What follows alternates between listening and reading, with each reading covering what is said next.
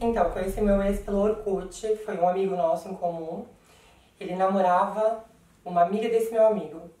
E como foi bem no início da minha transição, essa amiga do meu amigo, também era trans. E já era mais velha, já tinha mais tempo de transição, mas esse meu amigo em comum acabou botando a gente em contato via Orkut pra gente trocar experiências e tudo mais. E o namorado dela, como ele trabalhava com balada, ele era fotógrafo de balada e eu já trabalhava como host de balada, ele acabou me adicionando, a gente acabou começando a conversar também. Aí eu sei que depois passou um tempo, eles terminaram e a gente começou a conversar e acabou rolando da gente se conhecer. Ele foi numa balada que eu trabalhei e eu acabei indo pra casa dele nesse dia, depois, e acabei ficando uma semana. Foi assim, a gente se conheceu de uma forma bem intensa, rolou uma química forte. E aí, quando eu saí da casa dele, depois de uma semana, ele foi me levar no metrô. Quando eu tava no metrô, ele já tinha mandado um SMS me pedindo namoro. Começamos a namorar assim. E no começo foi tudo muito legal, assim. Ele era um cara bem cavalheiro, bem carinhoso, romântico. Abria a porta do carro, carregava minha bolsa. Meus amigos adoravam ele me tratava super bem. E só que com o passar do tempo ele começou a dar demonstrações de ciúme excessivos, assim. Então, eu não podia olhar para um lado na rua, que ele já perguntava, esse cara é pra quem? Ele já ficava procurando, assim, sabe? Coisas do tipo. E chegou um auge, assim, de eu não poder cumprimentar o porteiro do prédio dele, que era um senhorzinho de idade. Aí teve um dia que eu cumprimentei, boa noite, tal, a gente entrou. Quando a gente entrou dentro do elevador, ele deu um murro no elevador e falou assim, por que você fica sorrindo pra todo mundo? E eu falei, meu, você tá louco, né? E, enfim, e aí eu sei que a gente começou a ter muitas discussões por conta desse ciúme excessivo dele, que era meio ridículo, não tinha porquê, não tinha necessidade. Um dia a gente acabou discutindo por uma besteira numa balada.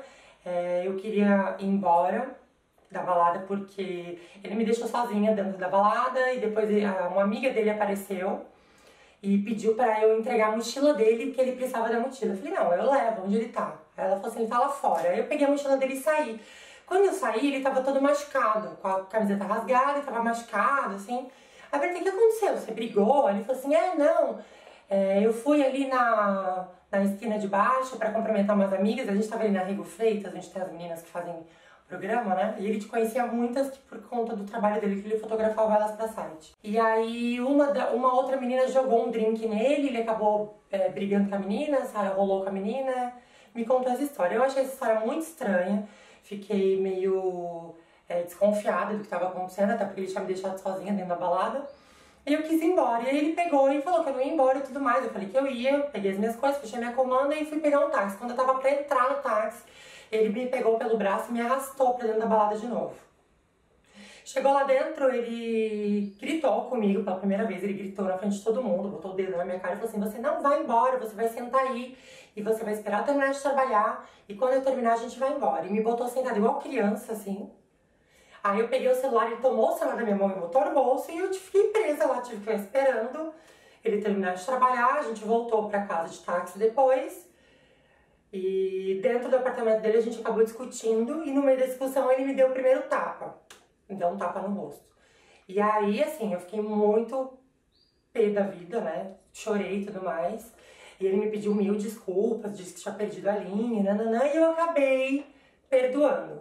E uma semana depois, exatamente, foi quando ele realmente me bateu mesmo, ele me espancou, assim. Que foi um dia, ele tava de mudança do apartamento, a gente passou o dia todo resolvendo coisa de mudança, procurando carreta, eu passei o dia todo na rua com ele, tava super cansada, ajudando ele a resolver as coisas dele. E a gente chegou no apartamento dele à noite, eu fui, preparei uma comida pra gente comer. E ele tava no telefone com o sócio dele, porque ele tinha um sócio lá no site dele lá. Ficou horas no telefone, a comida ficou pronta, eu tava morrendo de fome. Falei pra ele, desliga pra gente comer e tal. Aí ele pediu um minuto, eu esperei. Passou 5, 10 minutos, nada. Eu fui, fiz o meu prato, fiz o dele como eu costumava fazer. E avisei pra ele, ó, tá, já fiz o nosso prato. Ele falou assim, tá bom, me dá mais um minutinho. Aí ele demorou mais 10, 20, a comida começou a esfriar. Eu peguei o meu prato de comida e sentei do lado dele no sofá e comecei a comer. Foi a gota d'água. Ele desligou o telefone na hora, levantou, pegou o prato, sentou do meu lado. E aí ele falou assim, obrigada por ter me esperado. Eu falei, meu, eu tô te esperando há meia hora, eu tô morrendo de fome, mas bom apetite, come, né? Aí ele já pegou, já jogou o prato longe, começou a falar um monte, começou a jogar um monte de coisa na minha cara. Ele tinha uma mania irritante de pegar pontos de coisas, confidências que eu tinha feito pra ele enquanto namorada, de coisas que eu tinha passado na minha vida, e usava dessas coisas pra me humilhar. Então, exemplo, eu tive muito problema com meu pai na época da minha transição. Então ele falava assim, vai lá com seu papaizinho que não te aceita, vai lá com seu papaizinho que não te respeita, você tá reclamando de mim, então vai lá com ele, né? Ele que te ama, né? Ele que te respeita. Então vai lá. Então ele fazia coisas desse tipo, sabe? Que eu achava extremamente baixo. Quando ele começou a fazer isso, eu fiquei irritada, levantei, fui pro quarto, comecei a juntar as minhas coisas pra ir embora. Comecei a peguei a bolsa dentro do guarda-roupa, pus em cima da cama, comecei a pegar umas coisas minhas que tinham, roupa, sapato, guardar dentro da bolsa pra ir embora. Aí ele pegou e falou assim, você não vai embora? Eu falei, não, eu vou embora sim. Aí eu punha minhas coisas dentro da bolsa, ele tirava de dentro da bolsa. Eu punha dentro da bolsa, ele tirava de dentro da bolsa. Aí ele pegou e ele me encostou assim, na quina do guarda-roupa e da parede. Me encostou e falou que eu não ia embora e começou eu tentando sair, ele me empurrando. Aí eu dei um grito, eu falei assim, me solta aí, tipo, empurrei ele assim, né? Me soltei o braço. Quando eu fiz isso, ele começou a me socar, de mão fechada. Ele começou a me socar na parede, me chutar. Aí a minha reação foi dar uma joelhada no meio da perna dele, aí ele caiu pra trás e eu fui tentar correr do quarto. Quando eu fui tentar correr do quarto, que eu dei a volta na cama, ele grudou no meu cabelo, me jogou em cima da cama, sentou em cima de mim, e aí com uma mão ele segurava o meu cabelo e com a outra ele dava de mão fechada no meu rosto. Você entendeu? E assim, eu gritei, eu esperneei, eu fiz tudo que eu podia, eu tentava proteger o rosto com a mão. O que eu consegui fazer foi me espichar e jogar o interfone do que ficava do lado da cama no chão e fiquei gritando pro socorro, né? Ele era bem mais forte que eu. Eu cheguei a quebrar todas as minhas unhas tentando me defender, pra vocês terem uma noção. E aí eu sei que começaram a bater na porta, tocar a campainha, foi quando ele levantou de cima de mim. Aí ele foi abrir a porta, era a vizinha e o porteiro. E aí eu levantei da cama e fui até a porta. Quando eu fui até a porta, eu vi a reação da vizinha que viu. Que ela olhou pra mim e ela pôs a mão no rosto, assustada. Porque foi tudo tão rápido assim que eu nem tava entendendo o que tava acontecendo, né? Aí ele pegou e falou, tava tudo bem, já tinha acabado a briga, e fechou a porta, trancou a porta. E aí eu peguei e falei assim, quando ele veio pro quarto, eu falei assim, olha, eu só quero ir embora. Aí eu comecei a pegar as minhas coisas, ele pegou as minhas coisas e ele espalhou pro apartamento inteiro, ele chutava. Aí eu abaixei pra pegar minhas coisas, ele chutava, me empurrou no chão, assim, chutou a minha bolsa, espalhou minhas maquiagens, minhas roupas, minhas coisas pro apartamento inteiro. Eu abaixava pra pegar e me jogava no chão. E assim, eu tava em pânico, eu não sabia o que fazer. E eu sei que naquele momento a única coisa que eu fiz, assim, como forma de me defender, foi um instinto de começar a chorar e não era o que eu tava sentindo, na verdade. Eu não tava com vontade de me fazer de vítima, eu só queria sair dali.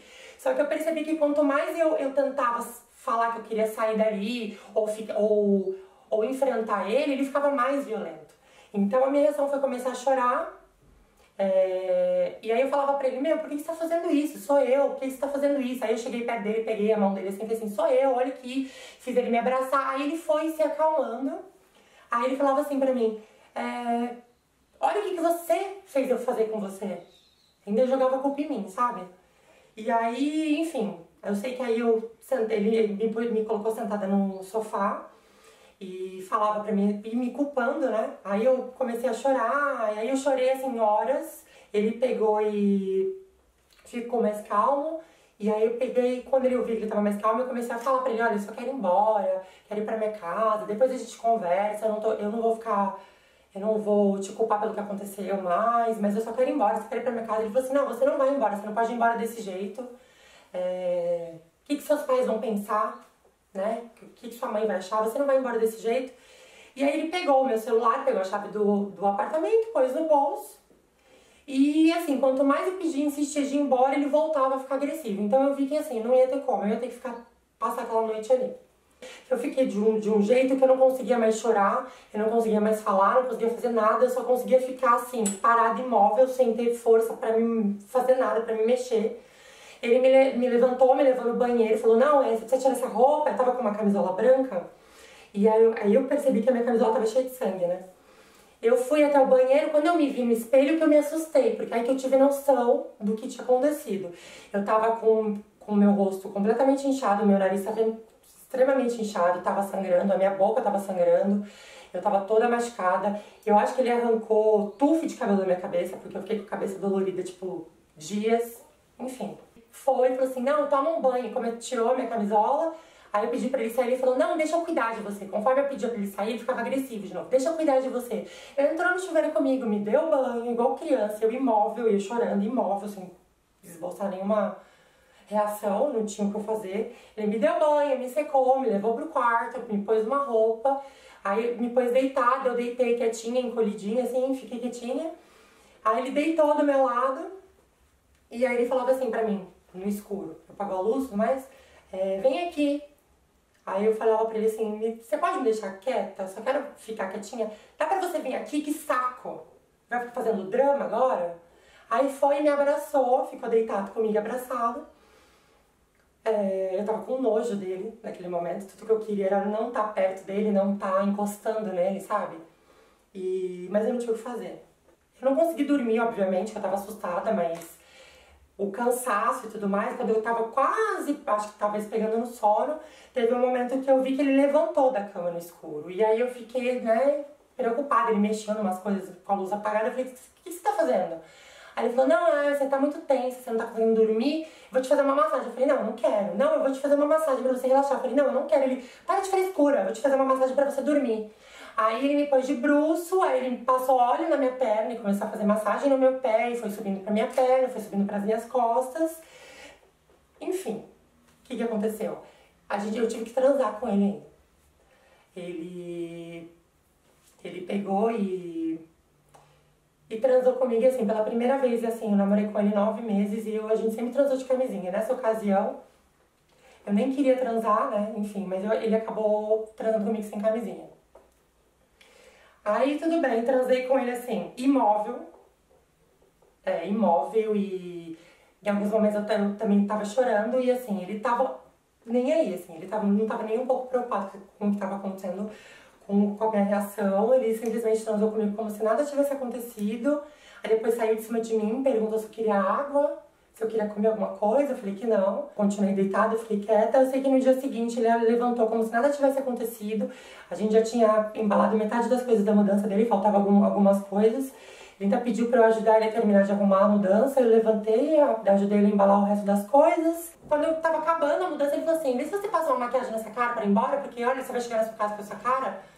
Vê se você consegue disfarçar esses machucados, porque sua mãe vai ver, seu pai vai ver do jeito que você tá. Aí eu me maquiei um pouco, assim.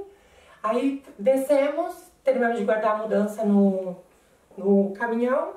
Aí ele falou assim, então tá, amor, eu vou lá com a mudança, vai pra casa, quando eu chegar eu te aviso, como se nada tivesse acontecido. Aí eu me vi na porta do prédio, com a minha bolsa aqui, no ombro, aí eu me vi tipo assim, livre. Isso era meio-dia do dia seguinte. A única coisa que eu consegui fazer foi pegar o meu telefone e ligar pro meu melhor amigo. Fui pra casa.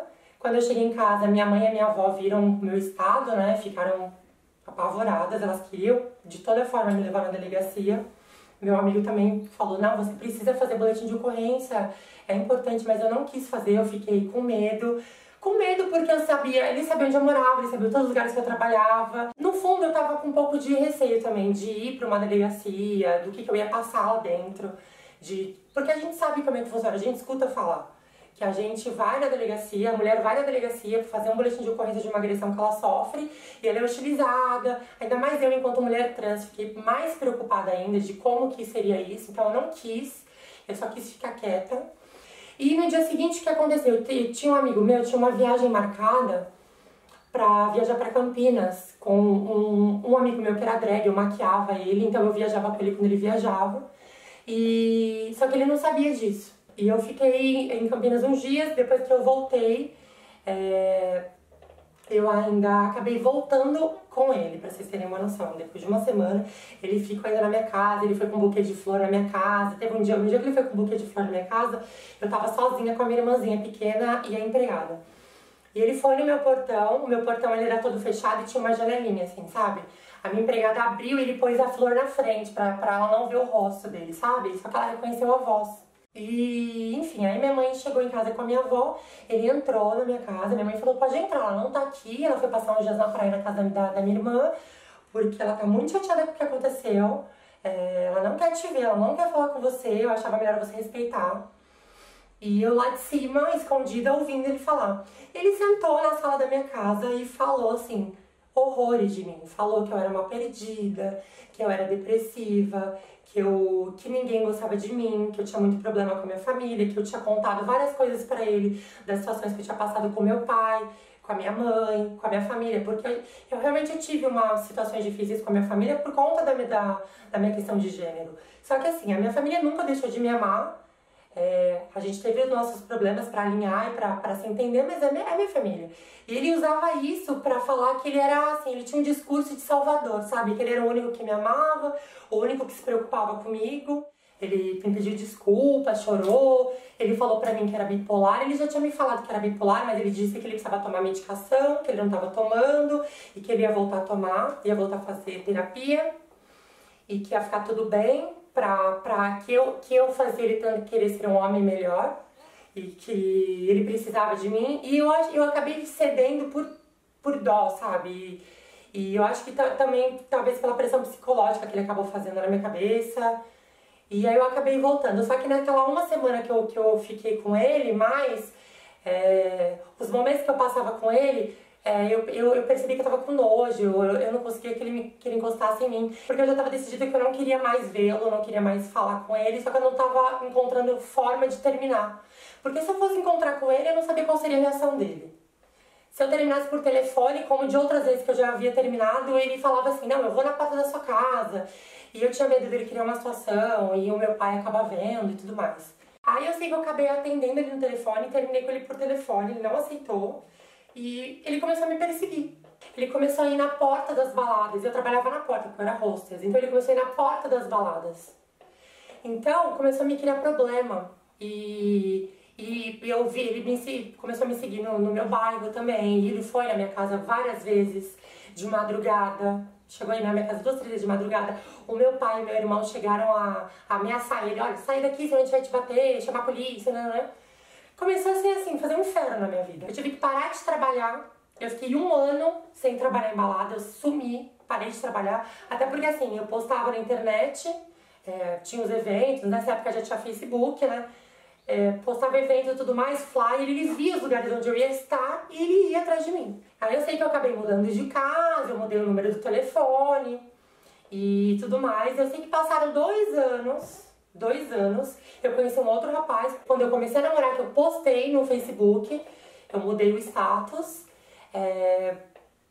Ele tinha um perfil fake que tinha me adicionado, porque eu trabalho com eventos, então eu adiciono muita gente que conhece da balada e tudo mais. Ele me fez ameaças por mensagem no Facebook, ele conseguiu meu telefone novo e eu recebi SMS dele. Eu tive que trocar de novo o número do meu telefone, quer dizer, isso 2 anos depois. Até hoje, sinceramente, isso já se passaram 4 anos. Depois dessa última vez que ele me ameaçou por SMS, que eu troquei o número, eu nunca mais tive nenhum tipo de ameaça dele. Só que eu nunca mais vi ele em lugar nenhum. Mas até hoje eu tenho um pouco de medo de cruzar com ele em algum lugar. Mas o meu maior arrependimento foi não ter levado isso adiante. Eu acho que a agressão a gente não pode deixar passar. Eu acho que a agressão ela tem que ser denunciada. Porque os agressores, eu acho que eles seguem agredindo porque eles sabem que a impunidade tá do lado deles, sabe? Eles sabem que a gente acaba ficando com medo ou com receio de ser hostilizada, então a gente não denuncia e eles continuam fazendo. E a agressão, quando a gente cai naquela historinha de não vai acontecer de novo, me desculpa, me perdoa, é pior, porque ó, a gente começou a ter discussões onde ele começou a me ofender e eu desculpei. E ele falava que não ia acontecer de novo. Aí ele me deu o primeiro tapa e eu desculpei. Olha o auge que chegou. Quando perde o respeito, perdeu tudo. Não existe amor que sustente, não existe carinho que sustente, não existe nada. Não existe comodidade, não existe filho, não existe família, não existe nada que sustente uma relação que não existe respeito.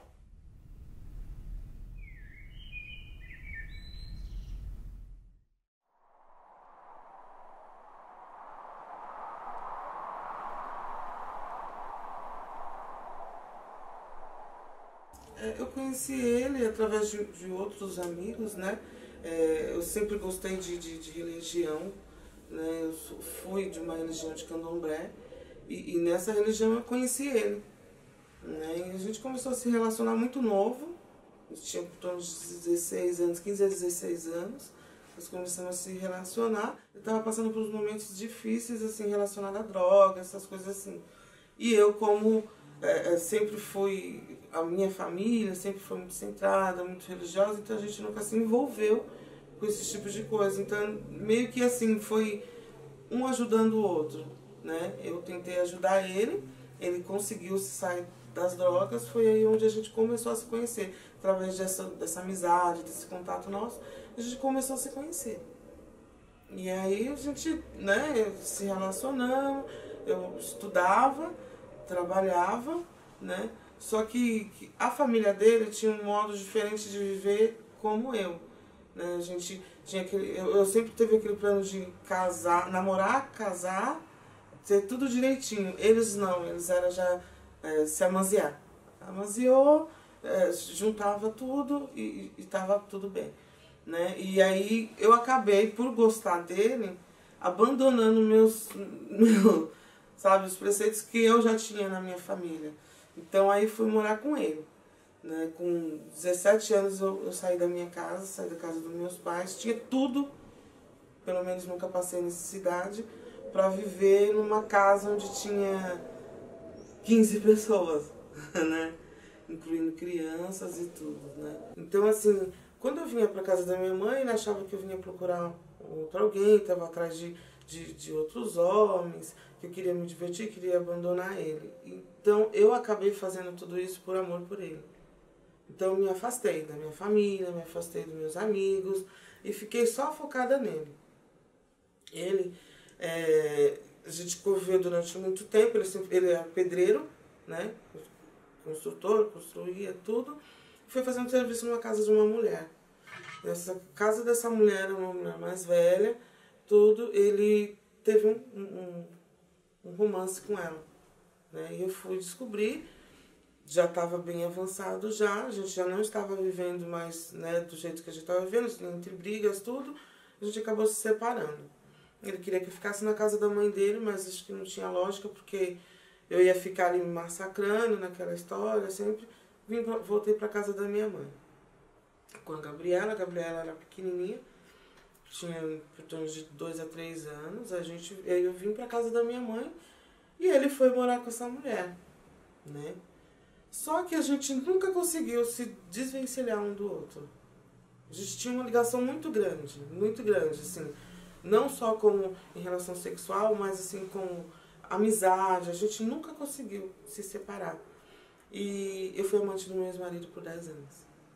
10 anos, ele conseguiu me manter prisioneira dele. Por isso que eu falo que hoje eu fui prisioneira dele durante 10 anos. 10 anos de promessa, 10 anos que eu vou me separar, a gente vai ficar junto, a gente vai construir nossa casa, a gente vai montar nossa família novamente. Ele conseguia fazer isso comigo. Então, assim, eu sempre me dei muito, assim, eu sempre esqueci de mim. Eu não tinha controle sobre esse meu querer. Eu sou uma mulher, eu quero coisa melhor pra mim. Não, eu sempre tive à espera dele, das decisões dele pra gente estar junto.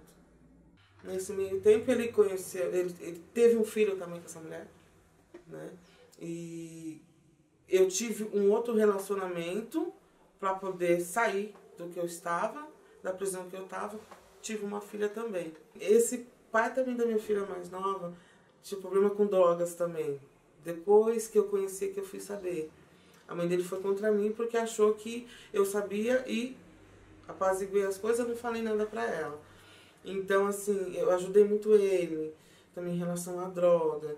É um rapaz novo, são relacionamentos com pessoas novas que geralmente eu tenho. Então, assim, bem mais novo que eu, e eu ajudei, eu me reergui. Quando eu engravidei da minha filha, o pai dela tinha 19 anos, eu 26. A mãe dele me falou pra mim, na minha cara, ele é uma criança. Você não sabia o que você estava fazendo? Mas uma criança faz filho, eu acho que é difícil. ele também tinha que ter uma responsabilidade também. Se erramos, erramos ambos. Não vou te dizer, não tiro porcentagem nenhuma de culpa. E foi também meio a preconceito, a família dele também é branca, alemã, todos eles, né, são muito claros, tudo. E teve aquele meio que eu vou dar uma olhada para ver se aparece, se parece. Se não parecer, a gente não registra, a gente não tem contato. A minha filha é registrada, tudo normalzinho, né?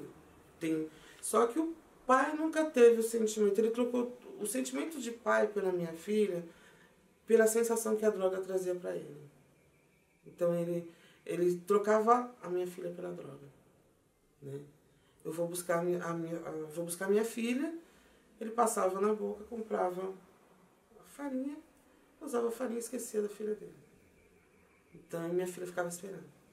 Isso me doía bastante, né? Como que eu vou falar para uma criança, seu pai não veio te buscar porque ele tá alucinado. Ele esqueceu que você é filha dele. É complicado.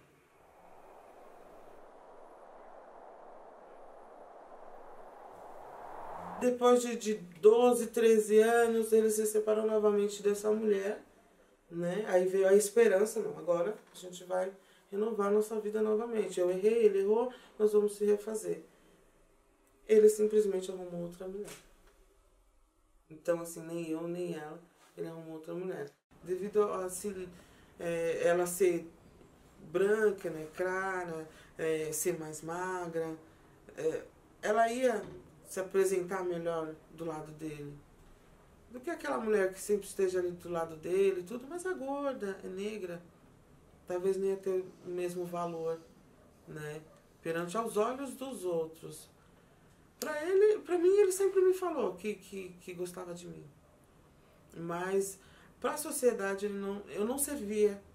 Eu seria a mulher dele, aquela da casa, aquela de dentro de casa, a mãe, não a mulher, pra estar do lado dele.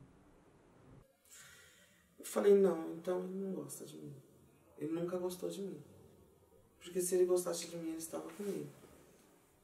E eu descobri isso de uma forma muito, muito drástica. Foi no final de ano. Eu, minha filha, minhas filhas, a gente estava na praia, tudo. Numa rede social, eu abro e vejo ele com essa outra mulher, tirando fotos, curtindo o final de ano. Sendo que ele tinha falado pra mim que tinha se separado, que a gente ia refazer nossa vida. Então, assim, e ele nem me avisou, nem falou nada. Então, mais uma vez, fica ali, fica esperando. Um dia eu chego, um dia eu volto. E eu ainda vivia como prisioneira desse homem. Ainda por mais uns 4, 5 anos aí eu vivi como prisioneira dele.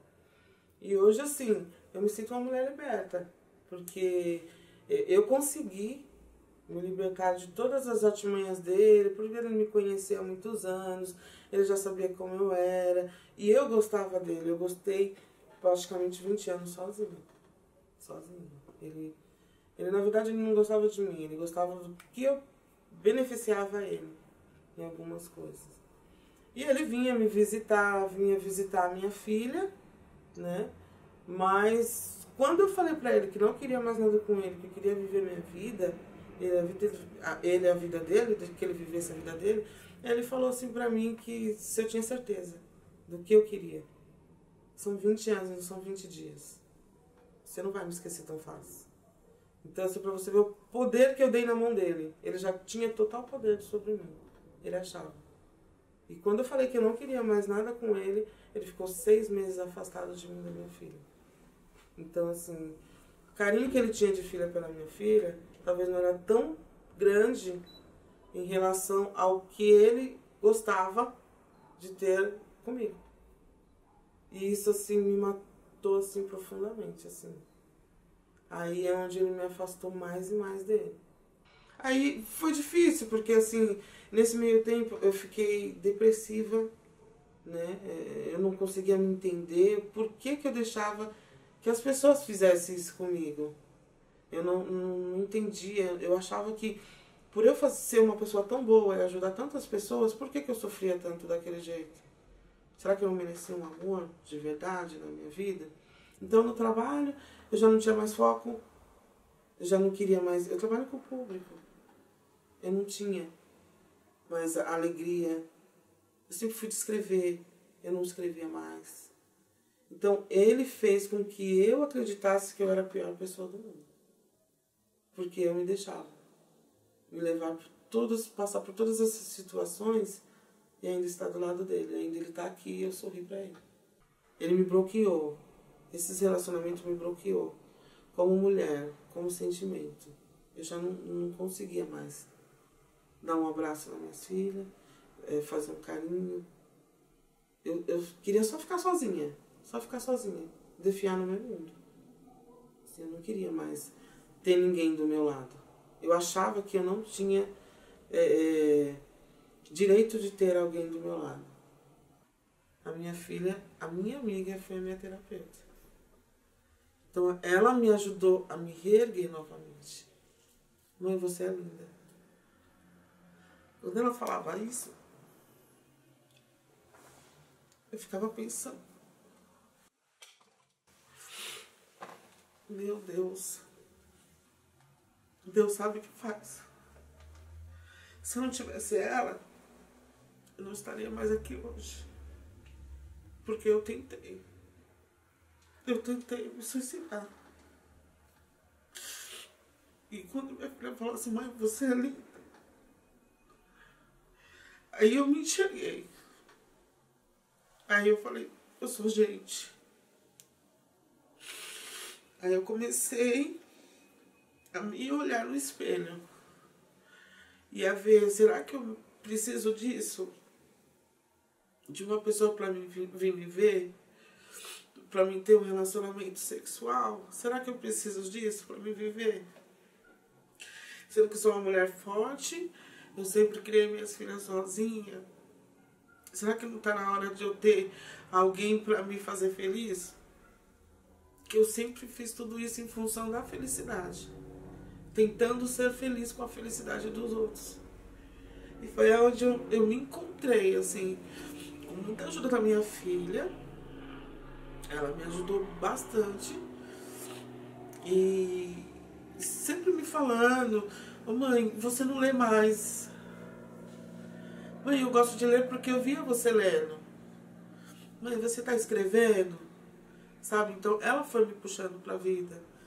E aí quando eu me dei conta disso, foi onde eu falei assim, eu vou dar um basta. Ela falou assim, mãe, você é uma mulher bonita, você é uma mulher inteligente, você é uma mulher batalhadora, mas se dá novas oportunidades que você vai ser feliz. Quando você deixar meu pai de lado, você vai viver sua vida. Eu escutar isso de uma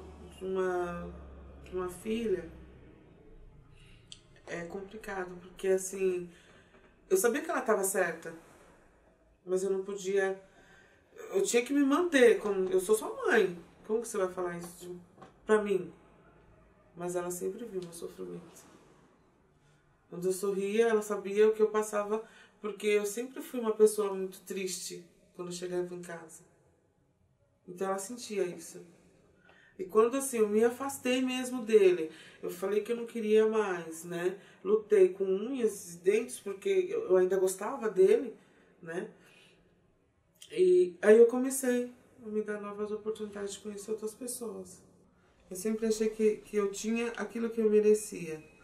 Eu nunca me dei o valor e nunca não aceitei, sabe? Quando você procura umas coisas diferentes, eu posso ser feliz. Não, eu sempre fui feliz com muito pouco. Achava que eu era feliz com muito pouco. Quando na verdade, hoje em dia eu sei que pra gente ser feliz, a gente não pode se contentar com pouco. A gente tem que sempre... A gente tem muito para aprender e para viver. Não é só um simples cuidar. A gente tem que se cuidar também. Se dar a oportunidade de se amar. Hoje eu sou uma pessoa valorizada. Porque eu olho para trás e eu vejo que eu só vivi para os outros. Eu nunca vivi para mim. Na verdade, eu nunca tive um relacionamento verdadeiro na minha vida. Eu sempre fui... eu sempre vivi atrás da cortina. Sempre escondida. E nunca foi relatado. Então isso não é amor. Isso é prisão. É prisão.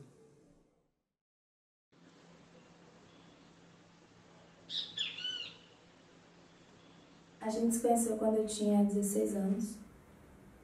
Estava no auge da minha vida, queria me divertir. Conheci o meu ex. Ele tinha 21 anos de idade. Não é uma diferença muito grande, mas ele já era pai. Ele vivia falando de como ele era homem diferente e de como a mãe do menino também tinha abandonado ele. A verdade é que ela era usuária de drogas e ela queria se tratar.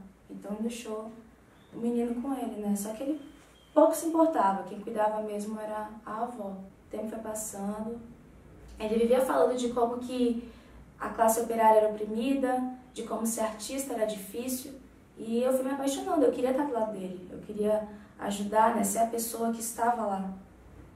A gente foi se envolvendo, com 4 meses que a gente estava ficando, eu engravidei pela primeira vez. Engravidei, não conhecia meu corpo, só descobri quando eu estava com 6 meses. Ele não usava camisinha porque ele falava que dava coceira. E eu sempre pedi pra ele, então não goza dentro porque a última coisa que eu quero na minha vida é ser mãe. Confiava nele. Quando eu descobri, eu queria tirar aquela criança, eu queria morrer. Não era o que eu queria pra minha vida. Mas aí já era um bebê que chutava, era um bebê que estava ali dentro. E o meu ex falando que a nossa vida ia ser incrível, que ele estaria do meu lado sempre. Ele não trabalhava. Quem mantinha o sustento de casa dia e noite era minha mãe.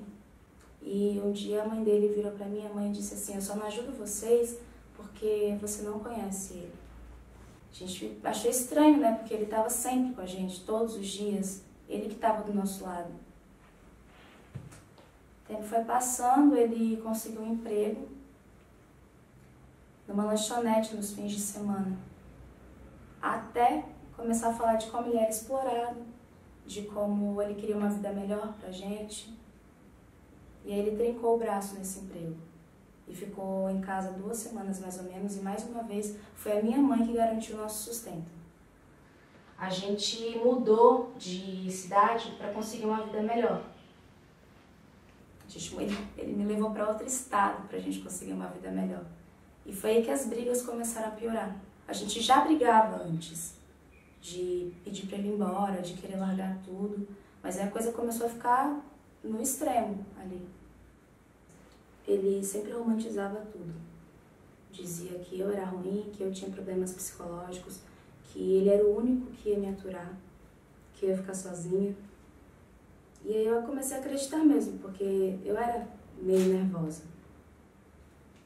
Por que eu estava tão infeliz se aquela era a vida que eu queria? Minha família, meu marido, né? Por que eu estava tão infeliz? Eu me lembro da nossa primeira briga mais violenta, assim, foi a mais violenta. Eu estava com 7 meses de gravidez, estava lavando o banheiro e ele estava na sala, lendo. Do nada a gente começou a discutir muito. Ele pegou, me chacoalhou, me jogou no chão, logo em seguida me pegou, me beijou, pediu desculpa, falou que eu não podia me estressar, não só por mim, mas pelo bebê também. E que a gente precisava dar um jeito nisso, sabe? Não se estressar tanto um com o outro. Quando a gente mudou para outro estado, eu comecei a trabalhar das 8 da manhã às 8 da noite. E ele não trabalhava, ele ficava com a neném, cuidava da casa, fazia comida. Isso era maravilhoso, né? Eu achava ele o homem mais maravilhoso do mundo. Mas por que eu estava tão infeliz? Essa era a pergunta que eu mais me fazia. Quando eu comecei a conversar com as outras pessoas, a puta era eu. Eu era errada de tudo. Eu me lembro que quando eu tinha 19 anos, eu engravidei de novo. E eu me lembro exatamente como é que foi esse dia. Ele foi tocar num bar para poder conseguir um dinheiro. Chegou bêbado, me chamou de outro nome, me acordou para fazer sexo, me chamou de outro nome, gozou onde quis. E aí eu falei com ele: você tá ficando louco? As coisas não são assim, não é só gozar dentro que faz engravidar, né? E aí ele falou: então vai tomar banho pra você não engravidar. E aí eu me senti assim, a mais nojenta de todas. Pra mim pouco importava se eu tivesse 1, 2, 3 filhos dele. para mim pouco importava. Ele era o homem mais incrível do mundo e eu era a mais sortuda de estar com ele. Nós voltamos para o interior de São Paulo, onde eu morava com a minha mãe. E depois de tanta ajuda, de tentar empréstimo e tudo mais, ela não conseguiu mais ajudar a gente. Fomos morar com meu pai. Foi assim a pior época da nossa vida, porque eu estava com gravidez de risco, o meu ex não trabalhava, meu pai mal olhava na minha cara. Quando a gente não estava brigando, eu e meu ex, eu estava brigando com meu pai. Até que um dia ele me humilhou tanto, que eu peguei no braço dele com muita força. Ele olhou pra minha cara e falou bem assim: você agradece a Deus que você tá grávida. Nossa, eu tremi, eu ajoelhei, pedi desculpa, falei que eu nunca mais ia fazer aquilo. Ok, só que eu fiquei com medo. Fiquei com medo do que ele falou. O tempo foi passando, a gente mudou de cidade, eu não tava mais aguentando morar com meu pai, né? A mãe dele ajudou a gente com uma casa. E aí, depois de algum tempo, eu consegui um trabalho, né? Eu tive a bebê com 6 meses de gestação. Então, ele ficava em casa, cuidando das meninas, fazendo comida, enfim, enquanto eu ia trabalhar. Essa mudança de cidade, ele realmente me fez acreditar que as coisas iam melhorar. Até porque ele me fez brigar com a minha mãe. E teve um dia que eu fui visitá-la com um roxo no braço, né? Aí ela perguntou o que era aquilo, eu disse que eu tinha caído. E engraçado é que eu era o tipo de mulher que falava assim: nenhum homem vai encostar a mão em mim, nenhum homem vai levantar a mão pra mim.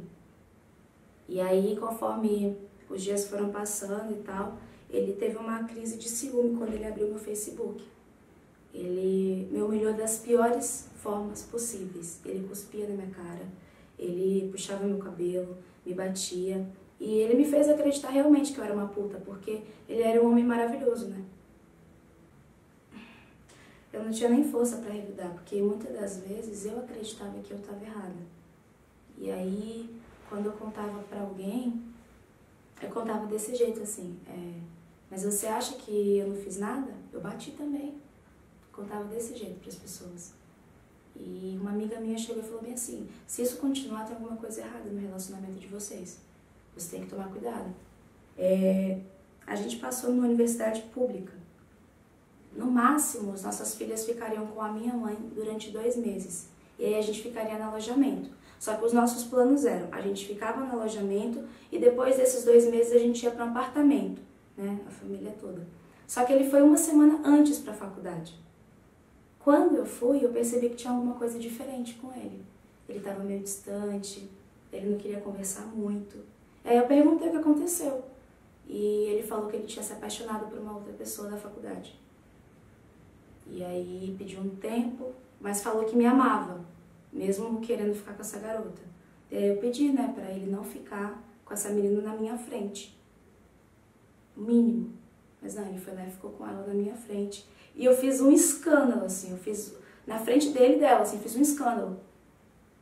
Me humilhou novamente. Um amigo dele pegou, me levou pra casa, me deixou confortável, sabe? Me beijou, só. Depois foi contar pra ele sobre atos sexuais que a gente tinha feito e que não era verdade.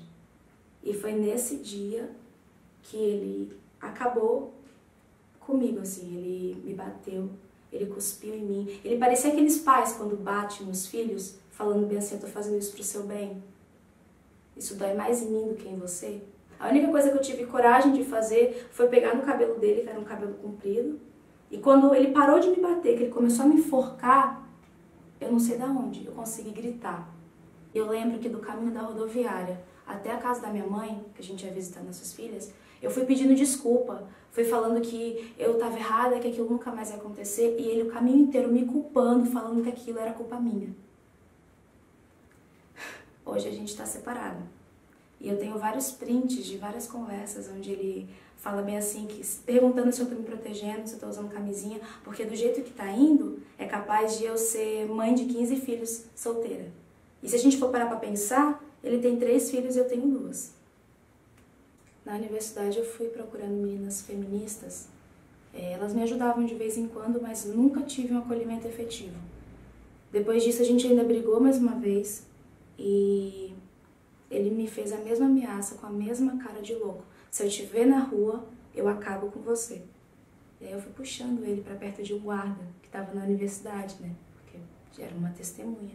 No outro dia eu voltei lá, pedi para esse guarda ir comigo fazer uma denúncia, mas ele falou que não podia, que não tinha nada a ver com ele. Hoje em dia faz 2 anos que a gente está separado e eu venho tentando quebrar esse silêncio dentro de mim. É difícil, porque parece que a gente anda um passo, volta 2. Hoje em dia ele namora e a namorada dele tem um bom relacionamento comigo, com as minhas filhas, mas a gente precisa ter força para quando a gente voltar esses 2 passos, a gente dá um passo muito maior, um passo grande, um super passo, um passo de gigante, porque dói. Você fica com medo de se envolver com outras pessoas, ter outras relações. E um detalhe, eu sou lésbica e eu sempre soube disso. E é muito difícil ter que ficar explicando o meu relacionamento hétero, ter que ficar explicando que eu sou mãe e que eu sou lésbica. É difícil ter que passar por um relacionamento violento, abusivo e ter que ficar explicando para as pessoas sobre isso. Mas eu acho que eu busco força nas pequenas coisas, sabe? Hoje em dia eu estou indo para o 2º ano de pedagogia numa faculdade pública. Eu conheci pessoas maravilhosas no caminho, mulheres maravilhosas, que me ajudaram com as meninas, me ajudaram nos estudos. Eu não queria ser mãe, mas as minhas filhas, elas são meninas. E elas precisam de, antes de tudo, ser livres. Elas sim me ensinam o que é parceria, o que é ser brother de verdade. É só por elas mesmo. A gente não precisa ser forte o tempo inteiro. A gente pode chorar no banheiro, a gente pode se descabelar, pode surtar um pouco, ter um momento pra gente. Pra que deixar essa culpa sair? Porque essa culpa não é nossa. Ninguém merece passar por isso. E quando a gente deixar tudo isso sair, a gente tem que falar e voltar com força e resistência, para que não tenha nenhum restinho deles dentro da gente para contar a história.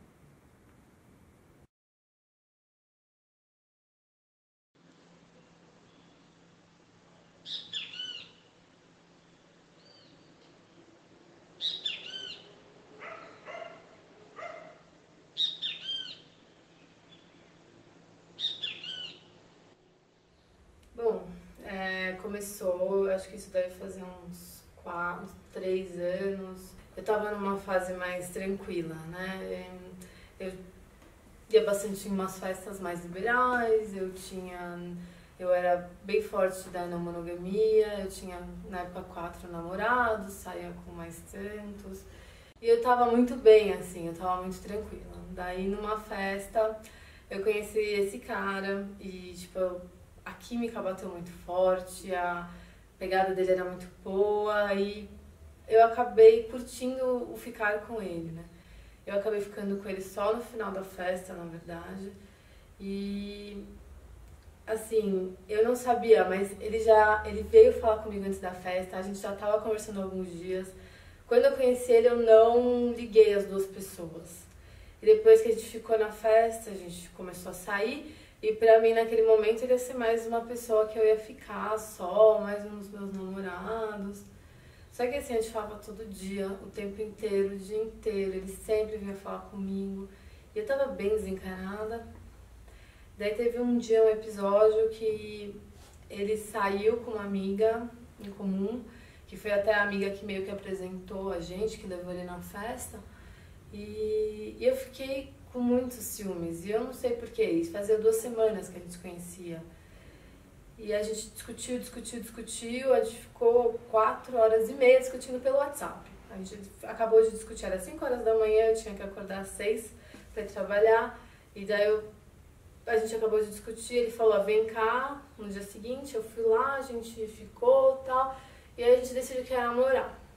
Até então, namorar era uma palavra que significava mais um namorado, mas não era. Eu sabia que era um namoro mais... que envolvia mais o emocional. E até aquele ponto eu não estava aberta a me envolver emocionalmente com ninguém.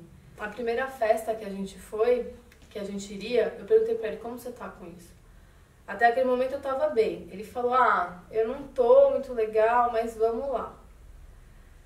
Aí eu acabei pensando muito mais nele do que em mim. E daí eu fui conversar com uma amiga, e essa minha amiga disse, por que vocês não fecham em um casal ou uma pessoa só? Vocês só ficam entre vocês mais uma pessoa? Eu falei, vamos tentar. No fim da história, ele acabou ficando com muitos ciúmes. E analisando na época, eu pensei, vou fechar. A gente constrói uma base mais forte entre a gente e depois a gente abre. Então eu decidi fechar por causa dele. Uma coisa que eu não estava aberta nunca a fazer, mas eu acabei fazendo. Aí, com 2 meses de namoro, a gente foi num restaurante super chique e ele me pediu em casamento. Com 2 meses de namoro. Mas daí, depois de pedir em casamento, a relação já estava fechada. E eu fui desestabilizando e desequilibrando muito e muito rápido. E eu comecei a fazer terapia. Aí eu pensei, preciso fazer terapia para fazer essa relação dar certo. Até aí a terapia, todo mundo tem que fazer terapia, ok. Eu comecei a desequilibrar demais, eu falei, não tô bancando só a terapia. Eu conversei com o meu psicólogo, eu falei, preciso de remédio. Eu não tô aguentando, o meu emocional tava muito abalado. Aí eu fui procurar um médico, ele me deu um remédio que era para ansiedade, porque toda noite que eu ia dormir, eu tremia, eu passava a noite inteira tremendo. Eu tinha episódios à noite que eu acordava tremendo demais e acordava com taquicardia, sem vontade de levantar da cama, e eu não queria sair da casa dele. Aí um tempo depois, ele me deixou no computador dele, vendo Netflix, e eu acidentalmente caí no e-mail dele. Uma antiga ficante dele, né, a menina que ele ficava antes da gente namorar, e daí eu vi que ele tinha ido ver ela. E nessa visita, nesse e-mail estava escrito, tinha uma frase que vou lembrar sempre, por que a gente nunca disse eu te amo, porque eu sou apaixonado, que eu quero você antes. Na época você estava perdido e eu não sabia o que eu quero da vida, agora eu sei o que eu quero e você sabe. Minha mãe falou pra eu ficar quieta, pra eu desencanar naquele momento e depois resolver isso, mas eu nunca consegui ficar quieta. E dá pra perceber quando eu não tô legal, o meu olhar, a minha voz. E daí eu cheguei e eu fui perguntando, cerceando, perguntando, você tem falado com alguém? Com quem você tem falado? Não tem mesmo, não sei o quê. Até ele percebeu que tava alguma coisa errada. Ele falou, ele se recusou a falar o nome da pessoa. Depois que eu dei uma pressionada, né, falei que eu já sabia, ele conseguiu virar o jogo, me culpar do e-mail, a gente acabou tendo uma briga, depois acabou a briga, mas assim, até aquele momento eu contava pra ele todo mundo que eu tava falando, todo mundo que me adicionar, e assim, pessoas que incomodavam ele, ou pessoas que eu ficava, ele ficou muito amigo, assim, amigo desnecessário, né? E pessoas que ele não conhecia, ele me fez bloquear umas 2 pessoas, assim, que incomodariam ele, né? E na época eu não tinha falado pra ele, não conversa com ninguém, ele sabia que conversas com eles poderiam me incomodar, né? Até essa menina, ele passou 5 anos com ela, ficando só antes da gente se conhecer. E na época que era aberta, ele falou pra menina que tava namorando, mas que a relação era aberta até, ele me contou isso. E eu acho que quando ele encontrou a menina, ele deve ter falado que a relação ainda era aberta, porque depois que terminou eu fiquei sabendo que eles tiveram algumas coisas depois, né? Eu pedi pra ele não responder o e-mail, eu pedi pra ele não ver mais ela. Só que 1 dia depois, 2 dias depois, eu não sei se ele deixou o computador destravado de propósito ou o quê, mas eu vi a resposta dele era basicamente que ele sempre soube o que ele queria, mas que ele tinha que resolver uns problemas. Era um e-mail grande, na verdade. Eu fiquei muito chateada, mas eu fingi que nada aconteceu, porque eu não queria acreditar, e porque quando eu confrontei ele, ele disse que estava falando do passado com ela, que foi pra pedir desculpa pra ela, porque ela descobriu que a gente estava namorando pelo Face. E um pouco antes disso, antes dele até me pedir em casamento, ele tinha posto no Facebook que ele estava namorando comigo, e ele nunca tinha feito isso com nenhuma namorada. Eu me senti super especial, né? Puta, ele nunca fez com ninguém, né? Ele fez comigo. Mas hoje em dia, pensando, ele fez porque ele sabia que das namoradas dele eu era a única que podia acabar ficando com outra pessoa. Eu vejo, pelo menos eu vejo como um mecanismo de controle, né? Tá lá, tá no Facebook, quer dizer, tá no Facebook é real. Controle meu, né? Porque ele E eu descobri que o dia que eles saíram, que ele saiu com ela, foi o dia que eu comecei a tomar remédio psiquiátrico. E assim, ele me largou, eu tava tomando remédio tarja preta, que te deixa bem mole. Ele me largou sozinha pra encontrar com ela. E me fez dirigir até a casa da minha mãe, que é em Barueri. Ele morava na Bela Vista. Depois de ter tomado o remédio, e sozinha. E ele falou pra mim que ia trabalhar no feriado. Mas isso eu descobri depois. E na hora que eu vi o e-mail eu não quis acreditar. Eu fui procurar quando eles tinham se visto, os e-mails anteriores. E depois eu continuei meio que vendo o e-mail dele quando dava, mas a realidade é que eu não queria mais ver. Então eu vi o nome dela, eu desligava e eu fui continuando na psicólogo e eu não estava melhor, até eu comecei a ir no psiquiatra, e a psiquiatra foi mudando o remédio, mudando o remédio, mudando o remédio. O ano virou, a situação financeira ficou bem complicada, porque ele tinha uma empresa própria que não estava tendo trabalho, eu estava sem trabalho, e a mãe dele, que morava em outro estado, veio morar em São Paulo. E onde ele morava era da mãe dele. Então ele foi alugar um apartamento, uma casa, e eu fui morar junto com ele. A gente já estava noivo, né? Então a gente foi morar junto. Era meio que o lógico a seguir, foi o que a gente acabou fazendo. Eu tinha uma poupança guardada e ele me pediu dinheiro emprestado para pagar o aluguel. Eu emprestei, então eu estava pagando as contas, eu estava limpando a casa, eu estava fazendo a comida. E ele estava no computador dele, fazendo o TCC dele.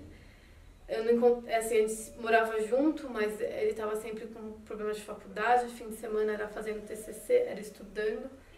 Então a gente só morava junto e eu acordava às 11 horas, meio-dia, para fazer comida, para limpar a casa. Ficava vendo TV o dia inteiro, não fazia quase nada. E assim, eu emprestei dinheiro pra ele, no fim eu descobri que eu emprestei dinheiro inclusive pra ele levar a amante no motel. Eu acho que isso realmente foi o ápice, mas teve um episódio muito complicado que a gente tava pegando móvel ainda pra casa. A gente foi numa dessas lojas grandes de coisas de casa, né? E tava chovendo muito e a gente começou a discutir na loja por causa dessa menina, da que ele tinha trocado e-mail, né? Tinham várias outras, mas eu só peguei essa menina. A gente começou a discutir feio, ele me largou no meio da chuva, fechou a porta e saiu com o carro. Eu fiquei perdida, eu saí correndo atrás do carro, ele parou, eu entrei no carro, eu tive que ficar no banco de trás porque teve que rebater o banco por causa do que tava lá, né? A gente começou a discutir, até a hora que ele tentou impedir, tipo, a gente tava discutindo, ele aumentava o rádio, e eu abaixava até que ele pôs o braço aqui, eu não consegui tirar o braço, dei uma mordida nele e ele me deu uma cotovelada no nariz. Ele virou pra mim e perguntou, quebrou? Eu virei e falei, não, mas tava doendo muito. Ele virou pra mim e falou assim, vai, liga pra sua mãe correndo agora e fala que eu tô te batendo. Eu fiquei bem mal, sozinha, chorando. E assim, as coisas não foram melhorando, não tinha dias bons, não tinha. E assim, sempre você fica com a esperança de que a coisa vai melhorar. Tipo, vai voltar a ser como era no começo. Mas assim, eu não tinha na minha cabeça que o começo era só sexo e a gente não conversava e as coisas eram menos intensas ou mais intensas, não sei, mas não tinha troca. E interessante que a gente lê, né, que geralmente quando isso acontece, quando tem gaslight, quando o homem é mais misógino, essas coisas, ele força a mulher a fazer sexo, né, porque ela geralmente não quer. Mas o nosso problema era bem o contrário, ele sabia que eu queria sexo e, tipo, ele não transava comigo. E ele simplesmente não transava, tipo, uma coisa que era quase todo dia que a gente estava junto, virou ser nunca. E era uma coisa que pra mim me causava muito, né? Além de todo o estresse que eu tava passando, eu queria sexo. E, tipo, eu não me sentia desejada, eu já tava com a autoestima super baixa, minha pele já tava feia, meu rosto cansado. Eu vejo fotos hoje em dia, eu tava acabada. E a gente discutia muito sobre isso. Ele falava, eu tenho TCC, eu tenho trabalho, eu tô estressado. Mas o ponto final é que ele falava assim, não tem graça transar com você, você sempre quer. E eu tava Uma psicóloga, eu pedi pra psicóloga fazer uma sessão de casal, ela topou. E daí eu falei pra ela, né, na sessão, que eu tinha visto as mensagens com outra menina, né? E ele tinha ido encontrar essa menina pra tomar café. E nas mensagens com a menina ele falava que as barreiras dele viravam areia quando ele falava com ela. Que era praticamente o que ele falava com todas, né? As mensagens eram muito parecidas, né, com todas. Mas essa frase ficou muito bizarra na minha cabeça. E daí ele falou pra terapeuta que ele sentia falta de caçar. No fim ele se formou, né? E no dia que a gente recebeu a notícia que ele ia se formar, a gente tinha combinado de fazer uma comemoraçãozinha, eu e ele. Só que daí ele ia sair com um amigo. Eu falei, bom, eu tenho aula até 10 horas, então esteja em casa até 10h30, a gente, você pelo menos sai com seu amigo, dá pra fazer tudo, né? Eu cheguei em casa às 10h15, esperei até 10h30, ele não voltava. Ele foi chegar em casa lá pela meia-noite. E assim, eu mandava mensagem, eu tava puta. E foi um dia que eu quase realmente fui embora. Mas assim, ele tava pouco se lixando. E eu escrevi pro amigo dele. Só que assim, como ele tinha se formado, eu tinha combinado de fazer um churrasco surpresa pra ele. Eu tinha chamado todos os amigos dele. E ele não sabia, só que assim, isso foi numa quarta, o churrasco era domingo. Eu escrevi pro amigo dele e falei assim, olha, cancela o churrasco, eu não aguento mais, eu vou embora. Você fica responsável por isso agora, algumas coisas já estão compradas, se vira. Eu sei que foi um dia pra mim foi um dos que ficou muito presente na minha mente por causa disso, sabe? Ele foi numa quarta, nas domingos eu tinha preparado um churrasco, eu tinha planejado todo um bem bolado com os amigos dele, de como que ia ser o churrasco, pra ele não desconfiar. Ele realmente não desconfiou. Eu sei que eu gastei uma nota com esse churrasco, gastei muito dinheiro com esse churrasco. Ele fez um aniversário surpresa pra mim. Só que quem me conhece sabe que eu odeio surpresa. E eu não tava bem, eu tava deprimida, eu não queria uma surpresa de jeito nenhum. Ele fez um aniversário surpresa. Eu acho que era um jeito dele falar, já que ela fez surpresa, eu tenho que fazer. Eu só sei que quando eu cheguei na casa, a festa surpresa, eu vi aquela galera lá, eu só queria morrer. Tirando o susto que você leva, né, no surpresa, eu queria morrer, eu só queria que todo mundo fosse embora, eu queria dormir. Daí, eu acho que foi a última vez que a gente realmente transou, e meio que foi pra ele uma obrigação, né, um presente de aniversário. As últimas vezes que a gente transou, todas foram comigo de 4, de costas, e isso também causava muito, porque ficou frequente. E às vezes, quando a gente tá transando, rola uns tapas, tal. Daí teve um dia que ele realmente pegou pesado, eu falei, tá doendo, né, você tá pegando pesado. Ele virou e falou assim, você gosta. Eu falei, tá, mas você tá fazendo isso porque você gosta ou você tá descarregando a raiva que você tem ou que você tá brava, essas coisas. Ele não respondeu. Daí, acho que pra mim entendedor a palavra basta, né? E ele terminou comigo. A gente já tinha tido várias tentativas de término antes e sempre me batia um desespero e eu falava, não, vamos continuar, a gente melhora, vai não sei o quê. Ele sempre voltava atrás. A última vez que isso aconteceu, antes do término final, eu falei, a próxima vez bate o pé, não volta. Eu falei isso. E daí ele bateu o pé, não voltou, eu entrei no mecanismo de desespero, de querer voltar. Ele falou, não, dessa vez não vamos voltar, e não sei o quê. Eu falei, por que você tá fazendo isso? Ele falou, porque você falou pra eu fazer isso. Na semana seguinte, a gente acabou se encontrando porque precisava entender algumas coisas, ele precisava de algumas coisas, eu também. E era a semana da formatura, da festa de formatura dele, e a gente já tinha super combinado. Ele falou que não ia levar ninguém, ele falou que também não ia me levar, porque ele tinha medo que eu causasse na festa.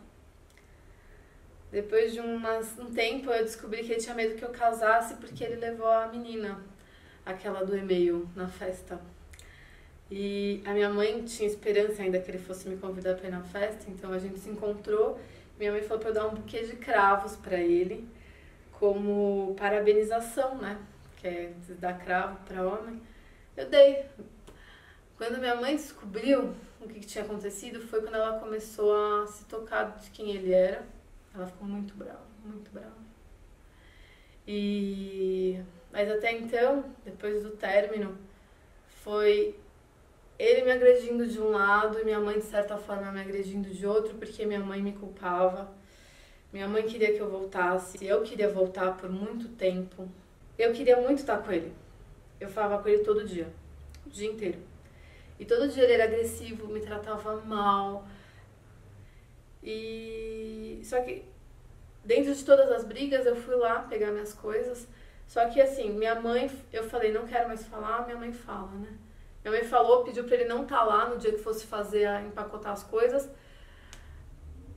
Ele não conseguiu nem respeitar o pedido da minha mãe. Então a gente foi lá arrumar as coisas e ele tava lá e ele não ficou no mesmo quarto, mas ele tava lá. Isso já me incomodava muito, eu só queria acabar e ir embora. No fim eu deixei muita coisa pra trás, mas eu consegui empacotar tudo. Tive que voltar a morar com a minha mãe, que foi uma pessoa que não me deu apoio naquele momento. E mesmo os meus amigos demoraram muito para entender quem ele era, para cortar relações, né? Eu tive que pedir até o momento, até que eu conseguisse entender o que foi a relação. Eu tive muita ajuda de uma pessoa que eu considero hoje uma grande amiga, que ela começou a me levar em peças, em conversas, em grupos sobre feminismo, sobre relacionamentos até não monogâmicos de novo, mas principalmente sobre feminismo. Isso me ajudou muito a entender o que estava acontecendo, a entender que não era culpa minha, que assim, tudo que aconteceu não era culpa minha. Ele não estava lá bonitão e eu a louca, que precisava nunca... Porque você começa a acreditar. A pessoa repete todo dia que você é louca. Você tá tomando remédio psiquiátrico e daí você é louca. Quem vai querer ficar com uma louca? Ele tava lá, ele queria ficar comigo. Eu parei de tomar remédio. Umas semanas depois, eu não precisava mais do remédio. Eu tava conseguindo me equilibrar de novo. Eu não consegui mais passar com a psicóloga, mas assim, deu um tempo e daí, com uma amiga minha conversando com a psiquiatra, porque era a mesma psiquiatra da minha amiga, né? Porque era a minha amiga que eu confiava, que eu confio, que é uma amiga muito próxima. Ela conversando com a psiquiatra, até a psiquiatra, todo mundo, na verdade, falou assim, o problema dela não era dela, né? Se você corta o problema, você não precisa mais de remédio, mesmo porque o remédio não adiantava. Assim, eu não precisava de remédio, eu só precisava não estar com uma pessoa que me fazia mal. Eu sou essa aqui. Apesar de ser branca, mas é porque as outras todas têm pares. E aí quando a gente olha, a gente vê um buquê muito completo, muito bonito. Só que tem alguém deslocado. Que é essa aqui.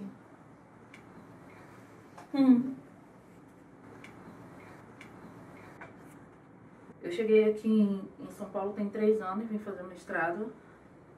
E no primeiro ano aqui, em Belém do Pará, sempre fui muito ativa, muito ativa em movimento estudantil, movimentos.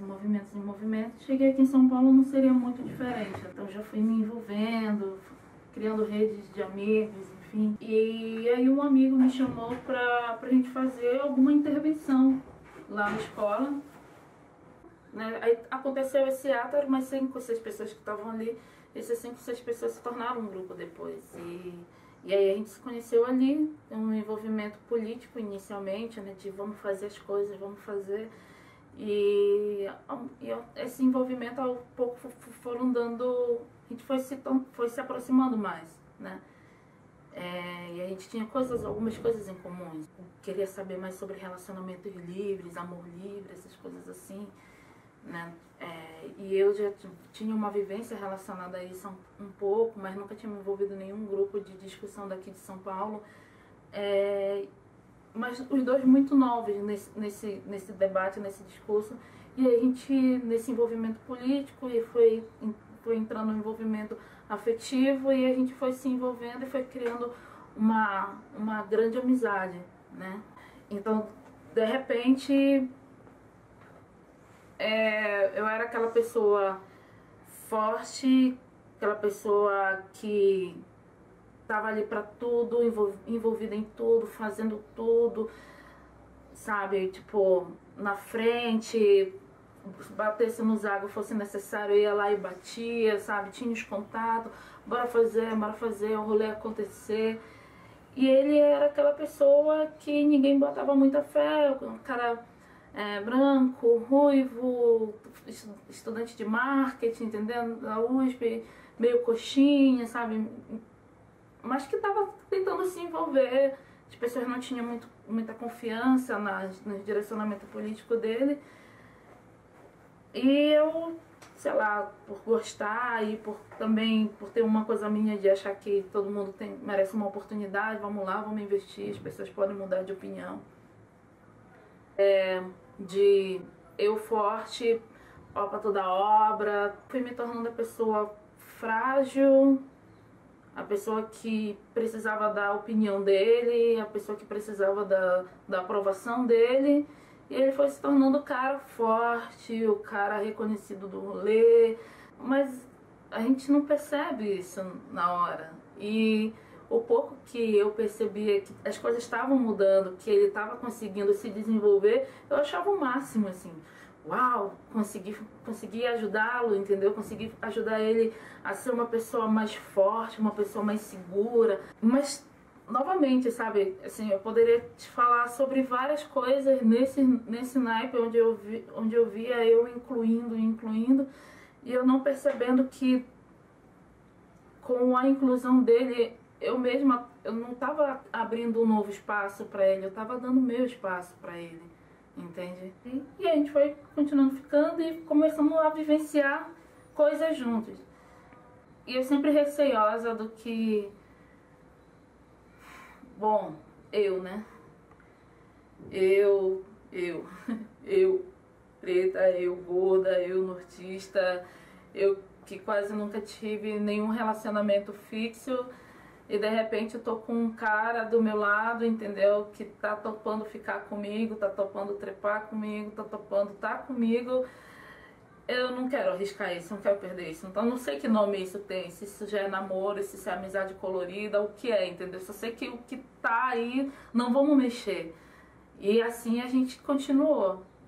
E isso é porque eu tô tentando contar, mas eu sei, ao mesmo tempo fica aqui na cabeça, tipo, uma voz dizendo, como é que eu não percebi isso antes, sabe? Então, assim, a gente tá contando e tem uma voz bem aqui dizendo, como é que você não percebeu, entendeu? Que pra você tava... O que pra você era talvez um incômodo de deixa assim como está, porque vai... Né, mas vale um pássaro no mão do que dois voando. Pra ele tava numa situação extremamente confortável, onde ele tinha uma pessoa que estava do lado dele, que apoiava ele, que fazia as coisas por ele, mas não o cobrava. E aí isso se dava o nome de amor livre, e aí isso se dava o nome de relação livre. O que não é. Amor livre e relação livre são outras coisas, isso nunca foi.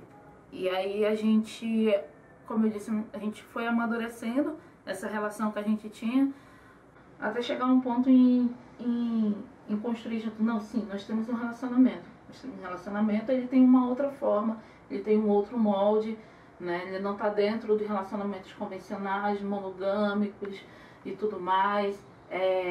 Ele tem a nossa forma. E aí, em seguida disso, acho que passando um tempo, a gente foi numa roda de amor livre e tudo mais, onde ele conheceu uma outra pessoa. E nesse mesmo período, praticamente, isso já passou, desse tempo que eu tô te falando, já passou, acho que um semestre. E aí ele acabou conhecendo mais outra pessoa e começou a se envolver com essas duas pessoas também. Então, ele acabou começando a ficar com 3 relacionamentos, eu e umas 2 meninas. Eu lembro muito bem que a gente ainda estava nesse processo de entender o que a gente estava vivendo, deu mesmo a entender, da gente entender, da gente ter a nossa dinâmica, quando de repente ele estava já em 2 outros relacionamentos. E esses 2 outros relacionamentos, muito novos, estavam assim, tipo, vislumbrado com esse cara, entendeu? Querendo conhecer mais desse cara. E ele sempre naquela postura de, eu sou assim, meio distante, falo um pouco de mim, eu deixo as coisas irem no meu ritmo, que é o ritmo naturalmente, que não é naturalmente. De perguntar quem é esse cara, como é isso, nossa, mas ele ele não liga, ele não quer saber das coisas, sabe? Ele parece que ele não se importa. E eu ficava, não, ele se importa sim. É o jeito dele de ser indiferente, sabe? Não, mas olha, assim, comigo era a mesma coisa, entendeu? A gente saía um dia, uma semana depois, entendeu? Às vezes 2 para ele dar um oi. Isso é super natural, isso é super normal. A gente não gosta desse negócio de ficar um perto do outro o tempo inteiro, sabendo da vida do outro. Então eu sempre tentando, nas escrotices que ele fazia com elas, eu tentava meio que colocar a minha vivência escrota com ele como resposta, como se fosse natural, como se fosse normal. E em contrapartida eu encontrava ele para dizer, meu, você tá dando uma cara das meninas, meu, olha o que você tá fazendo com uma, olha o que você tá fazendo com outra, entendeu? Elas estão pirando, você tem que dar uma resposta, você tem que ligar, você tem que cuidar. Novamente a vozinha aqui dizendo, como é que você não percebia que você já não estava mais, eu não estava mais tendo um relacionamento com ele. A gente já não se via mais para se ver, para se pegar, para se olhar, para se abraçar. A gente estava se vendo para me administrar o relacionamento, dizer o que ele precisava melhorar, o que ele não precisava melhorar. Sendo que eu mesma ainda tinha como relacionamento dele comigo. Tinha das coisas que aconteciam com a gente que ele não dava resposta. E de repente a gente tem um momento muito engraçado que a gente na casa de uma delas, as 3 conversando sobre os problemas que tinha com ele e ele na casa dele. E aí eu fui tentando, assim, numa maneira de desespero, tomar algumas atitudes por mim, assim. Que eu achava que, já tava demais, eu tava ficando cheia e eu não tava conseguindo lidar com algumas coisas, eu tava estourando e aí eu não passei no mestrado, eu tinha saído do mestrado. E aí, para completar, eu sofri um caso de racismo dentro da universidade, aqui dentro da USP, e isso me acabou, assim. Me acabou porque eu queria, como militante, dar uma resposta mais direta, ir lá, ir pra cima e tudo mais, mas eu já não conseguia mais. E quando eu sofri esse caso de racismo, eu fui chamada de suja por um professor da Universidade de São Paulo, se referindo à minha cor, mandou me lavar. Eu não sabia mais, assim, o que fazer, por onde andar, quem pedir ajuda, me senti totalmente impotente. Mas ele estava lá do meu lado. E aí, que legal, né? Porque ele estava lá do meu lado. Só que ao mesmo tempo que ele estava do meu lado, ele estava negligenciando os outros 2 relacionamentos dele. E aí, quando ele negligenciou os outros 2 relacionamentos dele, a culpa não é dele, entendeu? A culpa é minha, porque estou num momento que eu preciso de apoio, né? Eu consegui emprego nesse período, ele me ajudou a arrumar um emprego, então eu estava assim, num sentimento de angústia por todas as coisas que estavam acontecendo e que a gente não resolvia, entendeu?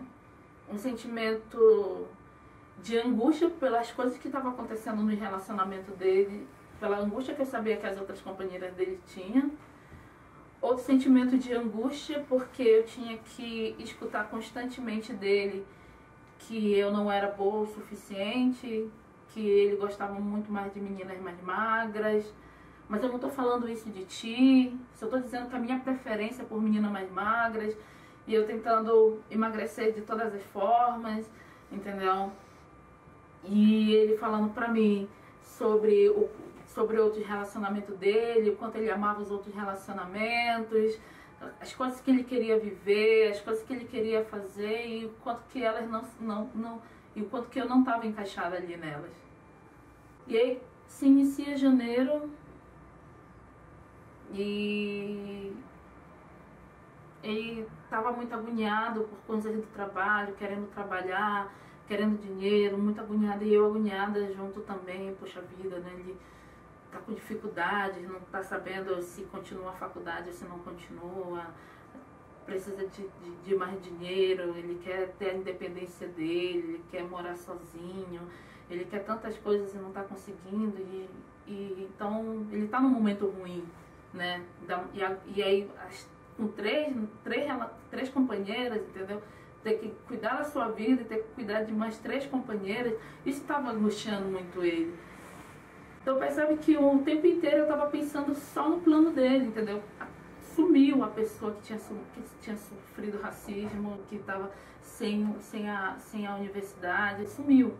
Na minha cabeça só tinha os problemas dele, dos 3 relacionamentos dele que não conseguia um trampo fixo, dele que queria sair da casa da mãe dele que estava angustiado, que já tinha 30 anos e ainda não tinha uma vida mais estável. Só tinha os problemas dele na minha cabeça.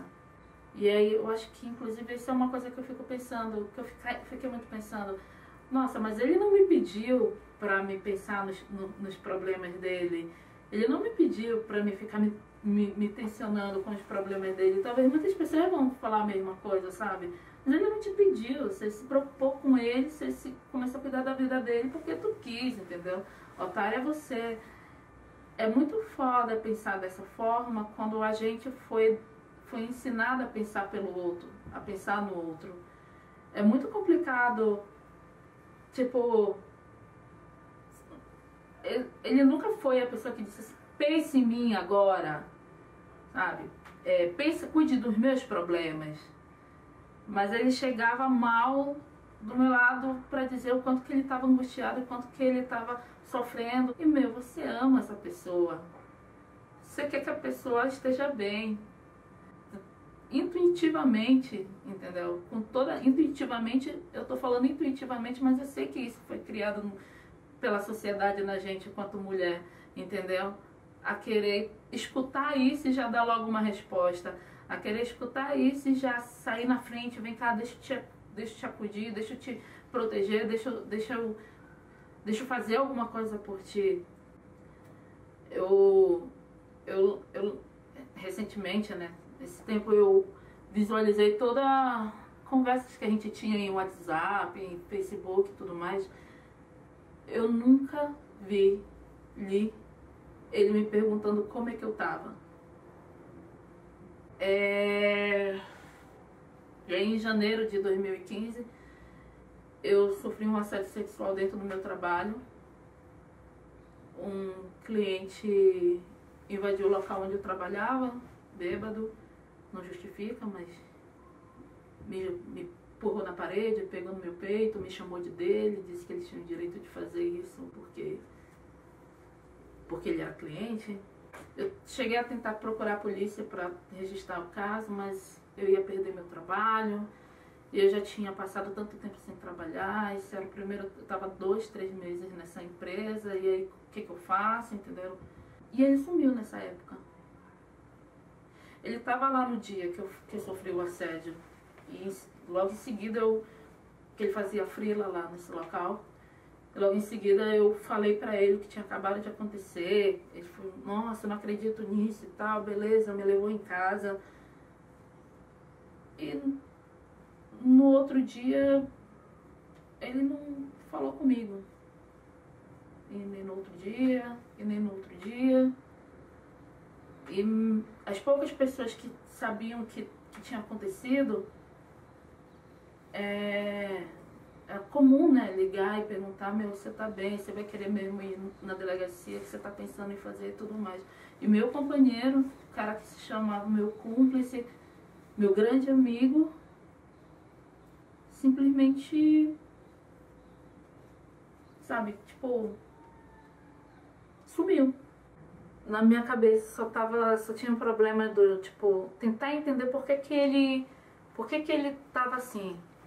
Meu Deus, acho que ele tá agoniado com o trabalho, agoniado com tantas relações, ele tá precisando de espaço pra ele não tá dando conta, ele tem a mãe dele, tem tanta coisa, por isso que ele não tá prestando atenção em mim, foi por isso que ele não me ligou, foi por isso que ele não tá conseguindo, o caso de assédio, ele tava comigo no caso do racismo, é muita coisa que acontece comigo, né, e as pessoas não têm suporte para segurar, eu não tenho suporte para segurar, realmente, eu sou muito problemática e tá acontecendo muito problema com a minha vida e nem todo mundo tem suporte para isso, para segurar isso.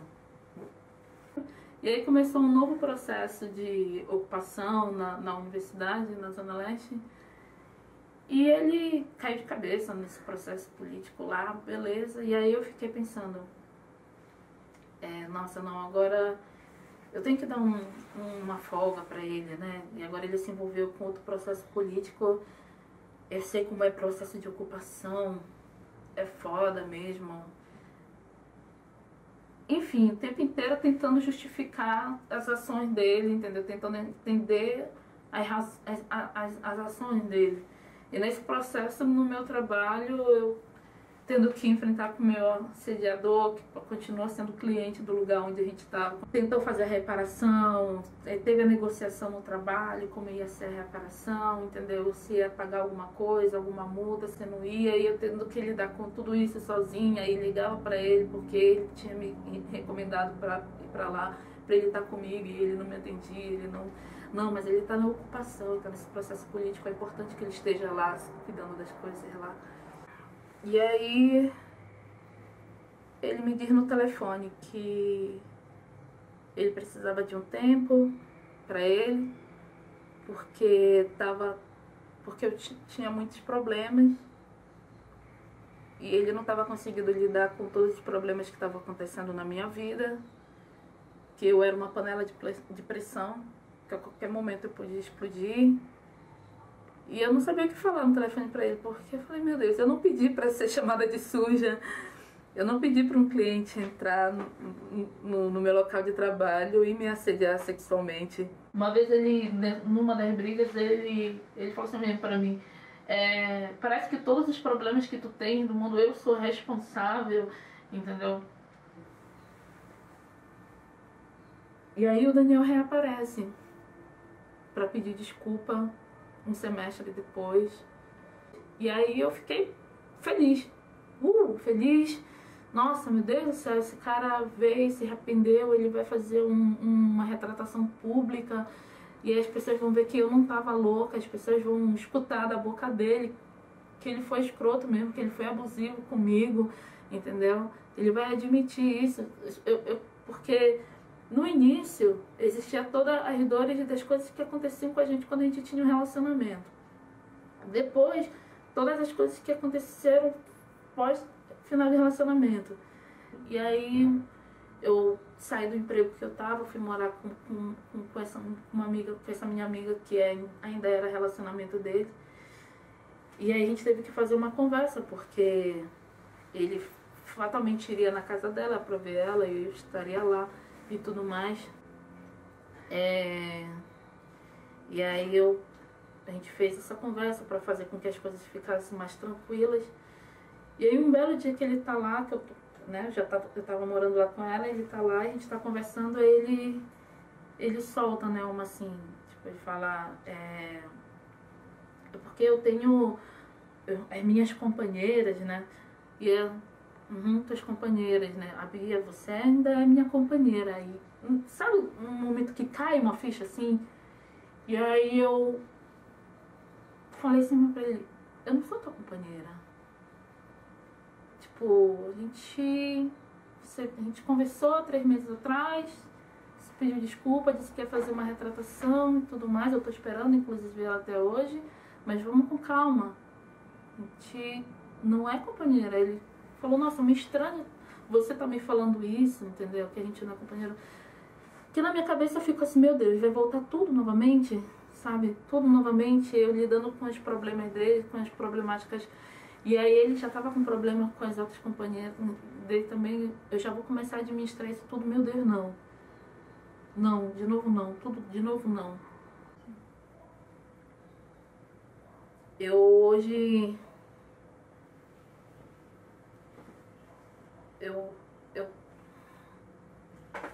Eu escuto várias histórias, sabe? De meninas que apanham, minhas irmãs apanharam dos seus companheiros. Minha mãe tem história de violência. Minhas amigas tiveram que ver boys delas tomando remédio para se matar na frente delas. Tantas vezes que em alguns momentos fingiam estar se matando na frente dela, só porque sabia que ela já iria acreditar.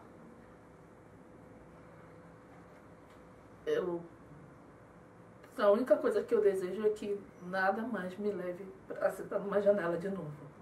Nada. Nada. Nem ele, nem ninguém.